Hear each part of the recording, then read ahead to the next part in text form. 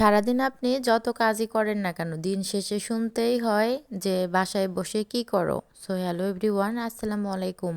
আমার মনে হয় এই কথাটা প্রায় মহিলারাই শোনে, যারা বাসায় থাকে আর কি কাজ করে, সবাই এই কথাটা শোনে।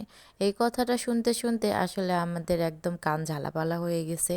আর ভালো লাগে না এই কথাগুলো শুনতে। গতকালকে রাতে আপনাদের ভাইয়া মাছগুলো নিয়ে আসছিল, তো আমি একদম পলিথিন সহই নরমালে রেখে দিয়েছিলাম একটা পাতিলে ঢাকনা দিয়ে। সকালবেলা যখন মাছটা খুঁড়লাম পলিথিন থেকে, তখন দেখলাম মাছের ভিতরে অনেকগুলো ডিম। দেখেই তো মনটা খুশি হয়ে গেল। আমার কিন্তু এই মাছের ডিম খেতে খুবই ভালো লাগে। মাছের ডিমটা আমি এখন একটা পাতিলে করে ভাপে নিব, যেন গন্ধ না লাগে রান্না করার সময়। আমার যখন নতুন বিয়ে হয় তখন আমি একদম মাছের ডিমটা কাঁচাই রান্না করেছিলাম, ভালো লাগে নাই খেতে। তো আমার ননদ দেখাই দিছিল যে ডিমটা আগে পানিতে ভাপাই নিবা, তারপরে রান্না করবা। তো তারপর থেকে আমি এভাবেই রান্না করি, ভালো লাগে আর কি। মাছের ডিমটা আমি আজকে রান্না করব না, শুধু ভাপাই রাখি দিব, কালকে রান্না করব। এখানে আমি সকালের জন্য মাছ ভাজতেছি, মানে এই মাছগুলো বেশ কয়েকদিন আগে নিয়ে এসেছিল।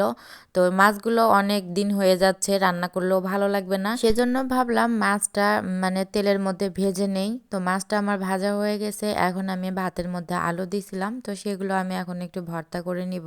ভর্তাটা করে নেই, এখানে আমি সকালের খাবারটা খেয়ে নেব। সকালে আজকে একটু ঘি নিয়ে আসছে, ঘি দিয়ে ভাত খেতে কিন্তু আসলে অনেক মজা লাগে শীতের দিনে।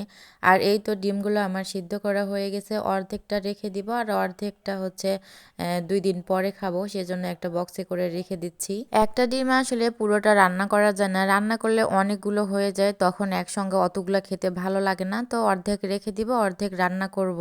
তারপরে আমি এই যে শাক রান্না করব, এখানে শাকটা রান্না করার জন্য একটা কড়াই উঠিয়ে দিয়েছি। শাকটা আমি ধুয়ে নিয়েছিলাম একবার, ধোয়ার পরে গায়ের সঙ্গে লেগে আবার পড়ে গিয়েছিল, সেগুলো আবার ভালো করে ধুয়ে তো আবার রান্না উঠায় দিছি। এক কাজ আমার আজকে 2বার করে করতে হয়েছে। কপালে না আগাইলে কি হবে, যতই তাড়াতাড়ি করতে চাই না কেন কাজ আমার একদম পিছু ছাড়ে না, একদম পিছায় নেয়। শাকটা এখানে আমি সুন্দর করে ভাপাই নিয়েছি, তারপরে এখানে আমি বাগার দিয়ে দিব। সকালে যে মাছ ভেজেছিলাম ওই তেলের মধ্যেই আমি শাকটা বাগার দিয়ে নিব। তার জন্য আমি পেঁয়াজ রসুন এখানে কুচি করে দিয়েছি, একটা মরিচও দিয়েছি। এই মরিচগুলোতে আসলে খুব ঝাল আমি খেতে পাচ্ছি না, তার জন্য শাকের ভিতরে ওখানে আমি 2টা মরিচ দিয়েছি আর এখানে একটা মরিচ দিয়েছি। 3টা মরিচ দিয়ে আজকে শাকটা রান্না করব। গতকালকে রাতে আমি 2:30টার দিকে ঘুমাইছি, মানে রাত 2:30টার দিকে ঘুম আসে নাই আমার কেন যেন। রাত 2:30টার দিকে এত ক্ষুধা লাগছে, পরে মিষ্টি শিরা দিয়ে একটা মিষ্টি দিয়ে মুড়ি দিয়ে খেয়ে তারপরে ঘুম ধরছে আর কি, ক্ষুধা লাগছিল। রাত জাগলে কিন্তু ক্ষুধা লাগে, আমার তো ক্ষুধা লাগে, কার কার লাগে কমেন্ট করে জানাবেন। তো এই ছিল আমার আজকের রান্না। সবাই ভালো থাকবেন, সুস্থ থাকবেন, আল্লাহ হাফেজ।